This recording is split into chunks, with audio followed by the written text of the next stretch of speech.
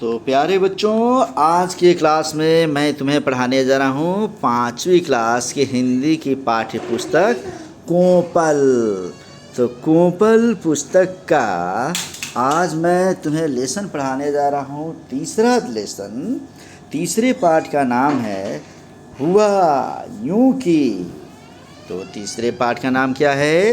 हुआ यूं की, और इसके लेखक है भीष्म साहनी। तो क्या याद रखोगे बच्चे?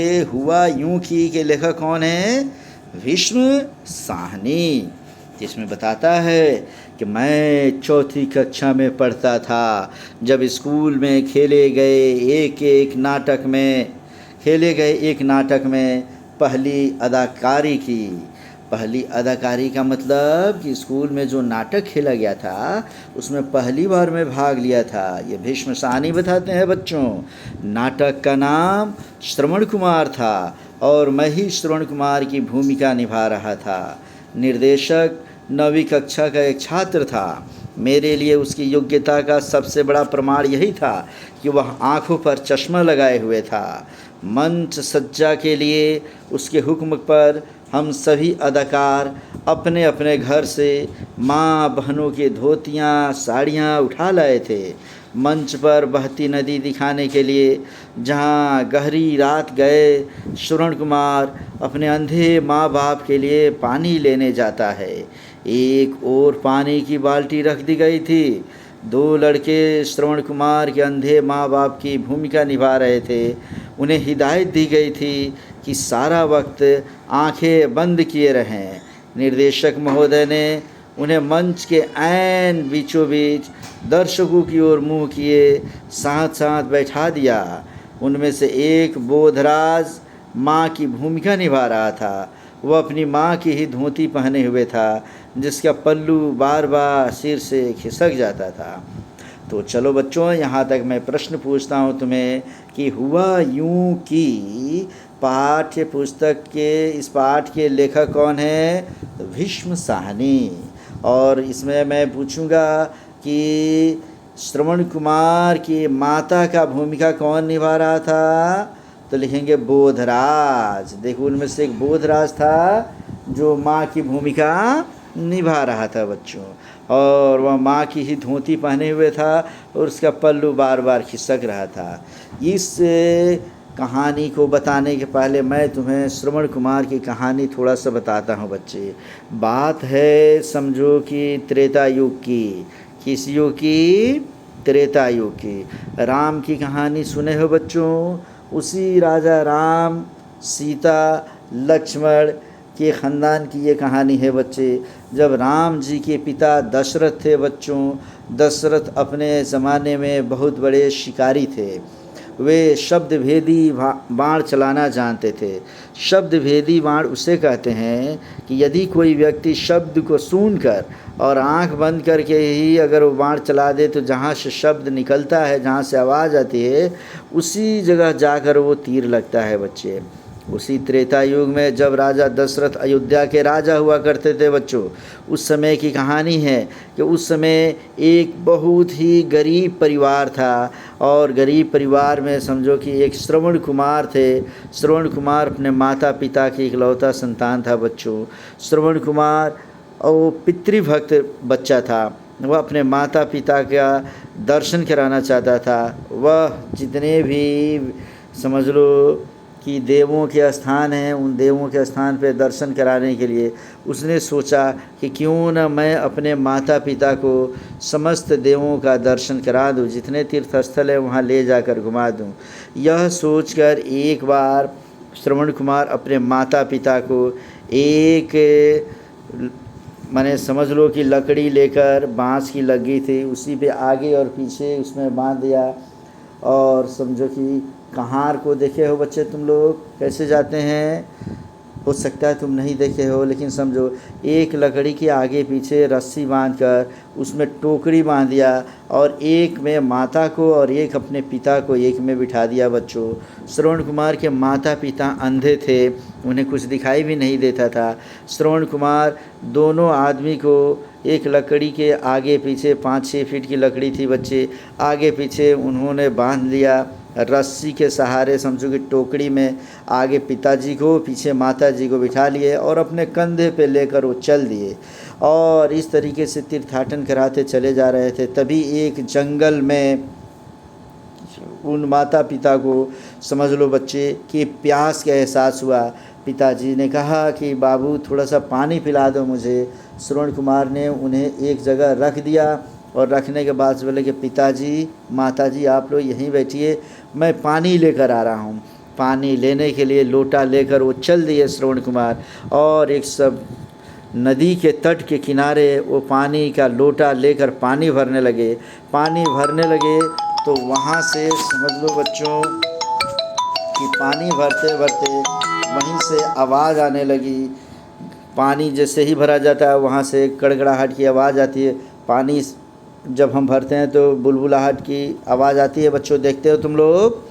तो वैसी आवाज़ दूसरे तट पे वहाँ दिखाई नहीं दे रहा था राजा दशरथ को। उन्हें लगा कि कोई हिरण है जो नदी तट के किनारे पानी पी रही है।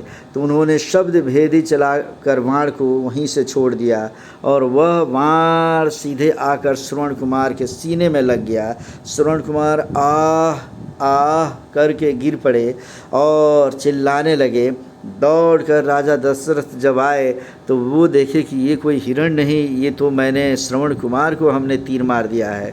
वे पूछने लगे कि श्रवण, अरे ये क्या हो गया मुनिवर, आप तो एकदम कोई ब्राह्मण जैसे लग रहे हैं, आपको क्या हो गया। उन्होंने, श्रवण कुमार ने कहा कि हे महाराज, मैं पानी लेने के लिए आया था, मेरे माता पिता अंधे हैं, उन्हें तीर्थाटन कराने के लिए मैं लेकर निकला था, वे बहुत प्यासे हैं, उनको पानी पिलाने के लिए मैं यहाँ आया था, लेकिन आपने मुझे ये बाण मार कर मुझे घायल कर दिया। हे महाराज, ये पानी ले जाइए, उस मेरे प्यासे माता पिता को आप पिला दीजिए कि उनकी प्यास तो कम से कम बुझ जाए। दशरथ बहुत व्याकुल हो गए, वे काफ़ी आत्मग्लानि कर रहे थे, लेकिन वो पानी वहाँ से लेकर जैसे ही श्रवण के माता पिता के पास गए और उनको पानी दिया, वे पानी पीने के पहले पूछने लगे, कौन श्रवण? उन्होंने बोला कि नहीं, मैं दशरथ। फिर दशरथ ने उन्हें बताया अपनी दास्तान कि मेरे ही बाणों से श्रवण की मृत्यु हो गई है और मैं आपको पानी पिलाने आया हूँ। उस श्रवण कुमार के माता पिता तड़प उठे बच्चों और लगे वहाँ पे रो रो कर, एकदम उनका बुरा हाल हो गया और वे रो रो कर अपनी जान देने लगे बच्चों। लेकिन उनके माता पिता ने श्राप दिया कि जा दशरथ, जिस प्रकार हम लोग यहाँ अपने बेटे की याद में तड़प तड़प कर मर रहे हैं, जा, मैं तुम्हें श्राप देता हूँ कि एक दिन तुम भी अपनी बेटों के याद में तड़प तड़प कर मर जाओगे, तड़प तड़प कर मर जाओगे।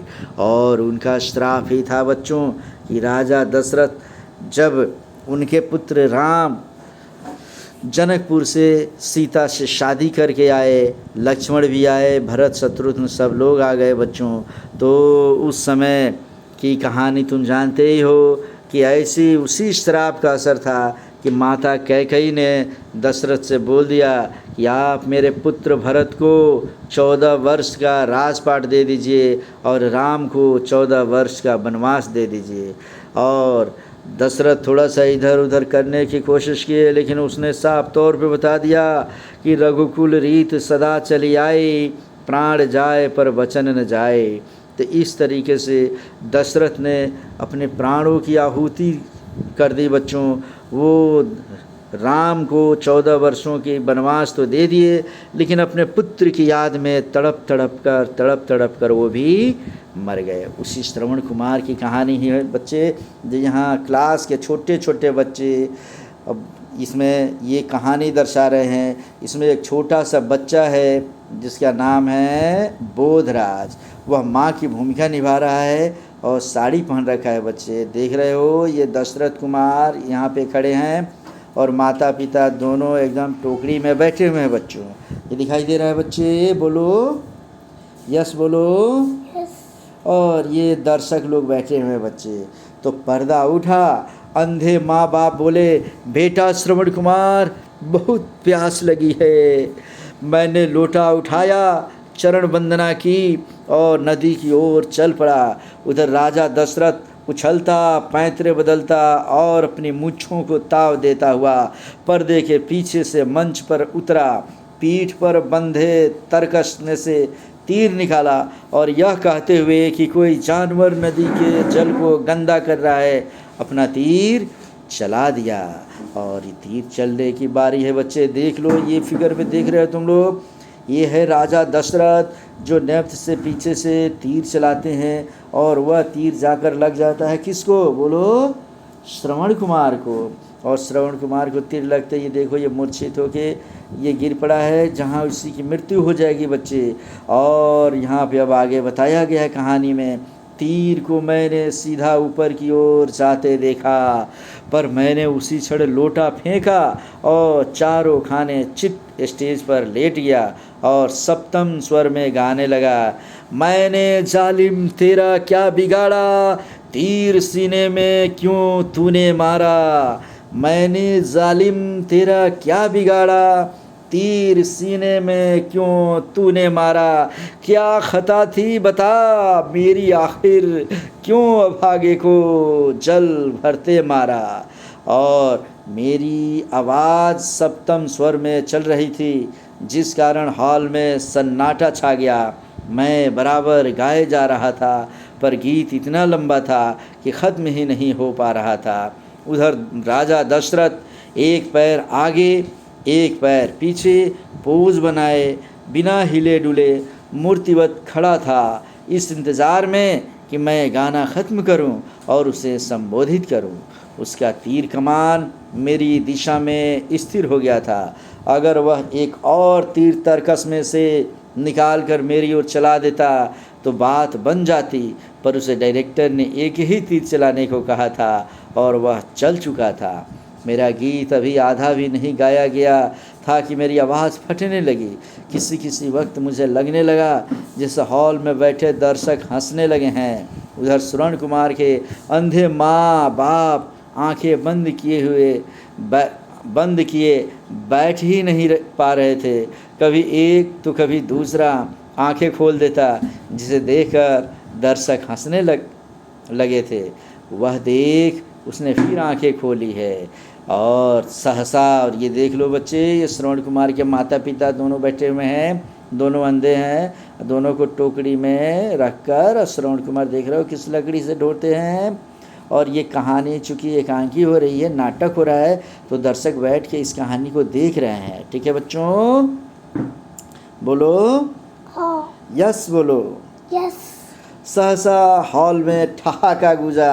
बोधराज के सिर पर से, जो अंधी माँ की भूमिका में था, धोती का पल्लू खिसक आया था और नीचे से उसका घुटा हुआ सिर निकल आया था। फिर किसी ने ऊंची आवाज़ में कहा, वह देख, फिर से देख रहा है। उसने फिर से आंखें खोल दी है। हॉल में बार बार ठहाके उठने लगे, फिर बार बार तालियां बजने लगी। फिर जब मैंने गीत सप्तम समाप्त करके तड़प कर मरने का अभिनय किया तो हॉल में सीटियां बज रही थी। मेरी कक्षा के एक अध्यापक मेरे भाई बलराज से कह रहे थे, यह तेरा भाई क्या कर रहा है। मेरी मृत्यु के बाद अभी और संवाद बोले जाने थे। बूढ़े माँ बाप के साथ राजा दशरथ के संवाद, अंधे माँ बाप को अभी श्राप देना था, पर नाटक का शेष भाग मैं भूल गया और झट से उठ बैठा। इससे हॉल में हंसी के फव्वारे फूट उठे। किसी ने आवाज़ कसी, लेटा रह, पर मैं इतना बेसुध हो गया कि मेरी समझ में नहीं आ रहा था कि क्या करूं। मुझे और तो कुछ नहीं सूझा। मैं फिर लेट गया, जिस पर ऐसी तालियां बजने लगी कि थमने में नहीं आ रही थी। सीटियां, तालियां, ठहाके, तरह तरह की आवाज़ें देर तक चलती रही। यह मेरी पहली अदाकारी थी, भीष्म साहनी। इस तरीके से भीष्म साहनी की रचना जो है बच्चों, हुआ यूं कि इसमें किस तरीके से श्रवण कुमार की कहानी को छोटे छोटे बच्चों ने फिल्माया है, दर्शाया है। यही देखना था कि किस तरीके से बच्चे तो दशरथ की कहानी को मूर्त रूप देने गए थे, लेकिन कई गलतियां भी किए थे। जो बच्चे अंधे बने थे वे बार बार आंखें भी खोल दे रहे थे। बच्चों को साड़ी पहनने तो आती नहीं है, इसीलिए बोधराज जो माँ की भूमिका निभा रहा था, कभी साड़ी का पल्लू उसका गिर जा रहा था, तो कभी नीचे से पैर से वो साड़ी खिसक जा रहा था। इस तरीके से हंसते हंसाते हुए ये भीष्मराज साहनी की कहानी तो समाप्त हो जाती है बच्चों, लेकिन तुम्हें श्रवण कुमार की कहानी बता देता है। तो श्रवण कुमार किस युग की कहानी है बच्चों? त्रेता युग की, रामचंद्र भगवान के युग की कहानी है बच्चे। याद रखोगे कि त्रेता युग में भगवान राम आए थे और द्वापर युग में श्री कृष्ण आएंगे। तो त्रेता युग राम से संबंधित है, द्वापर युग कृष्ण से संबंधित है, और सबसे पहला जो युग था वह था सतयुग। सतयुग जो है राजा परीक्षित से संबंधित है, और अभी जो युग चल रहा है वह कलयुग चल रहा है बच्चे, जहाँ झूठ साँच सभी बोलते रहते हैं। अब इसमें की जो इसमें से दिया है शब्दार्थ निर्देशक। निर्देशक का क्या अर्थ होता है? तो निर्देश देने वाला, बतलाने वाला या समझाने वाला, इसे डायरेक्टर कहा जाता है। अदाकारी मतलब क्या होता है? अभिनय, जो एक्टिंग किया जाता है उसी को अदाकारी, अभिनय या एक्टिंग बोलते हैं, ACTING। और इस तरीके से हिदायत, हिदायत का मतलब होता है अनुदेश, रास्ता दिखाना, निर्देश करना।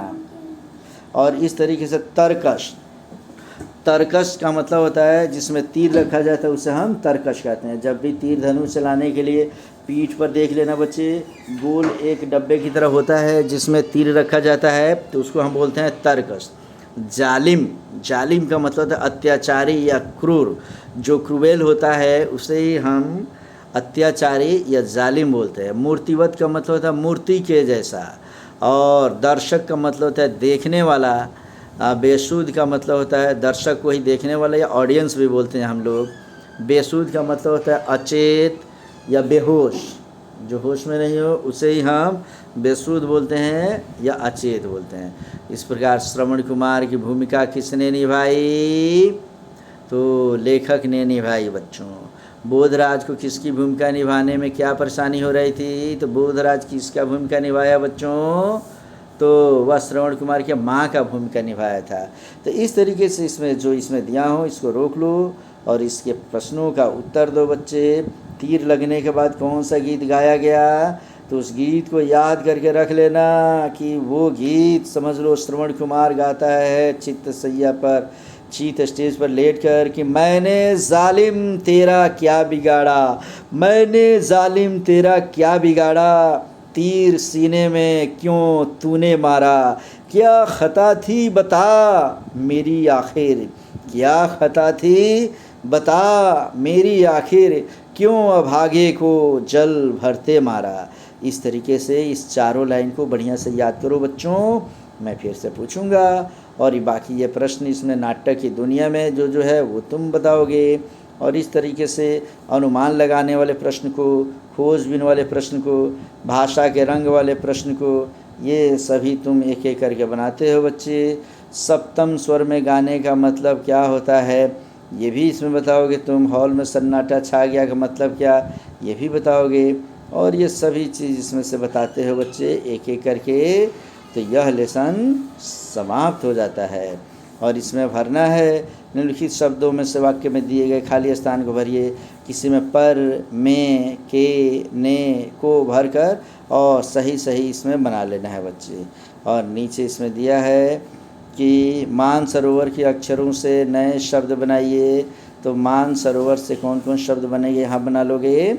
और संवाद और अभिनय से संबंधित इसमें जो दिया है वो लाइन भी तुम भर दोगे बच्चों। और श्रवण कुमार पर आधारित नाटक का मंचन कीजिए आपस में बच्चे। तुम लोग भी एक ग्रुप बनाओ और ऐसा नाटक करके और उसके रिकॉर्डिंग करके वीडियो बनाकर तब भेजो, मैं देखूं कैसे नाटक तुम लोग करते हो। ठीक है बच्चे। तो भीष्म साहनी की रचना हुआ यूं कि यह समाप्त हो चुका है बच्चों। हुआ यूं कि किसकी रचना है? भीष्म साहनी। अब अगला लेसन हम लोग पढ़ेंगे, याद रखोगे अगले क्लास में पढ़ेंगे हम लोग चांद का कुर्ता।